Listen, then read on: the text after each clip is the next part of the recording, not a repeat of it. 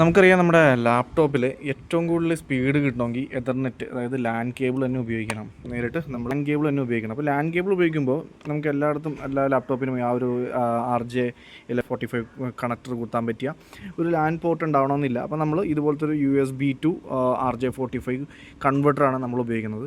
അപ്പോൾ ഉപയോഗിക്കുമ്പോൾ പ്രത്യേകം ശ്രദ്ധിക്കുക. അതായത് നമ്മളിപ്പോൾ ഈ ഒരു RJ45 to ലാൻ കണക്ടർ അല്ലെങ്കിൽ USB കണക്ടർ എന്നൊക്കെ പറഞ്ഞാൽ നമ്മൾ ആമസോണിലൊക്കെയാണ് ഓൺലൈനിൽ അടിക്കുമ്പോൾ നമുക്ക് വരുന്നത് ഒരു 10-300 രൂപയിലൊക്കെ വരുന്നതെന്ന് പറഞ്ഞിട്ടുണ്ടെങ്കിൽ അത് വളരെ കുറഞ്ഞിട്ടുള്ള ഒരു കണക്ടറായിരിക്കും വരുന്നത്, കൺവെർട്ടറായിരിക്കും വരുന്നത്. അപ്പോൾ അതിനകത്ത് സ്പീഡ് കയറില്ല. നമുക്ക് നല്ല ഇതുപോലത്തെ ഉള്ള ക്വാളിറ്റി കൂടിയത് ഇതിന് ഏകദേശം ഒരു 1000 റുപ്പീസിനടുത്ത് വരും, അല്ലെങ്കിൽ ചിലപ്പോൾ അതിന് മുകളിൽ വരും. പക്ഷേ അതിനെടുത്തിട്ടുണ്ടെങ്കിൽ എന്ത് ഗുണമെന്ന് ചോദിച്ചാൽ നമുക്ക് ഇവിടെ ഈ നെറ്റ്വർക്ക് അഡാപ്റ്ററിൽ നോക്കിയാൽ മനസ്സിലാവും. അതായത് 1 Gbps അതിൻ്റെ മാക്സിമം സ്പീഡ് എന്ന് പറഞ്ഞാൽ സ്പീഡ് 1 Gbps വരെ ഇതിനകത്ത് സപ്പോർട്ട് ചെയ്യും.